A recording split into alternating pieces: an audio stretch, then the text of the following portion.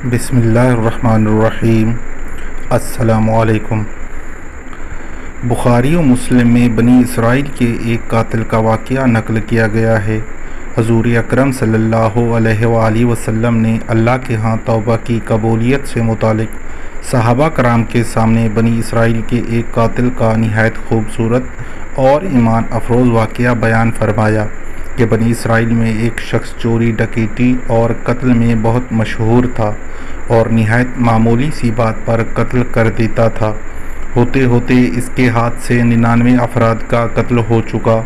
इसके बाद इसके दिल में एहसास पैदा हुआ कि मुझे भी तो अल्लाह के यहाँ जाना है।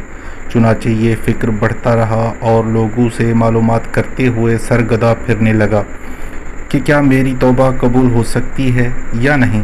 किसी आलिम शख्स से मुलाकात की फ़िक्र हुई कि मालूम किया जाए कि ऐसे शख्स की तौबा कबूल हो सकती है या नहीं। इसी हवाले से लोगों ने एक आबिद शख्स के पास जाने का मशवरा दिया। इस शख्स ने इसके पास जाकर मसला मालूम किया, क्या मेरी तौबा कबूल हो सकती है और क्या मेरी मग़फ़िरत हो सकती है, जबकि मैंने 99 इंसानों की जान मारी है। तो इस आबिद शख्स को इस मसले के बारे में ज़्यादा मालूम नहीं था, तो इसने अपनी अक्ल से क़ियास आराई की कि जो आदमी 99 इंसानों की जान मार सकता है उसको मग़फ़िरत कहाँ से होगी। चुनाचे उसने कह दिया कि तेरी तौबा कबूल नहीं होगी। तो इस शख्स ने गुस्से और जलाल में आकर उसको भी कत्ल करके 100 का हिंसा मुकम्मल कर दिया कि जब मेरी तौबा कबूल नहीं होनी तो तुझे भी ख़त्म करके 100 पूरे कर देता हूँ। चुनाचे उसने 100 का हिंसा मुकम्मल कर दिया, मगर इसके दिल में फिर भी ये ख्याल था कि मेरी मग़फ़िरत की कोई ना कोई शक्ल ज़रूर मौजूद होगी। इसलिए इसने लोगों से फिर मालूमात का सिलसिला जारी कर दिया कि रोई ज़मीन में सबसे बड़ा आलिम कौन है, वही मेरे मसले का हल बता सकता है। आखिर लोगों ने उसको बतलाया कि फ़लाँ जगह एक आलिम रहता है, उससे जाकर मालूम करो। चुनाचे उसने उस आलिम साहब के पास जाकर अपनी ज़िंदगी की सारी कारगुजारी सुनाई और 100 आदमियों को किस तरह से कत्ल किया सारा कारनामा सुना दिया। मालूम किया कि अब बतलाइए कि मेरी तौबा कबूल हो सकती है या नहीं। क्या अल्लाह के यहाँ मुझ जैसे गुनाहगार के लिए भी मग़फ़िरत का कोई खाना है।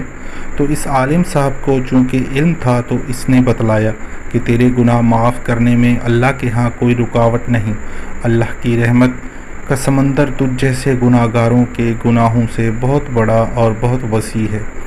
चुनाचे इस आलिम साहब ने इसे मशवरा दिया कि तुम फ़लाँ जगह सफ़र करके जाओ, वहाँ कुछ अल्लाह के बंदे रहते हैं, उनका मशगला सिर्फ़ अल्लाह की इबादत है।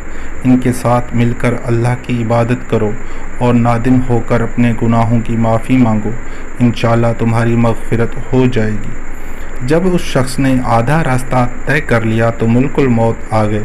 अब इसकी रूह ले जाने का मसला खड़ा हुआ। आसमानों से रहमत के फ़रिश्ते भी आए और आज़ाब के भी।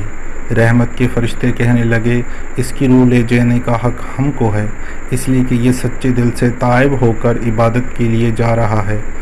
आज़ाब के फ़रिश्ते कहने लगे कि इसकी रूह ले जाने का हक़ हमको है, इसलिए कि इस शख्स ने कभी कोई नेकी का काम ही नहीं किया। इसी दौरान आसमानों से एक फ़रिश्ता आया। बाज़ रिवायात से मालूम होता है कि ये आने वाला फ़रिश्ता हज़रत जिब्राइल अमीन थे। चुनाचे इस फ़रिश्ते ने तशरीफ़ लाकर इन दोनों तरह के फ़रिश्तों के दरमियान ये फ़ैसला किया कि दोनों तरफ की मुसाफ़त नाप कर देख लो, जहाँ से आ रहा है उसकी मुसाफ़त करीब है या जहाँ जा रहा है वहाँ की मुसाफ़त, लिहाजा जहाँ की मुसाफ़त करीब हो इस शख्स को वहाँ वालों में शुमार कर दिया जाए। चुनाचे दोनों तरफ की ज़मीन नाप कर देखी गई तो जहाँ जा रहा था वहाँ की मुसाफ़त जहाँ से आ रहा था इसके मुकाबले में सिर्फ़ एक बालिश करीब है।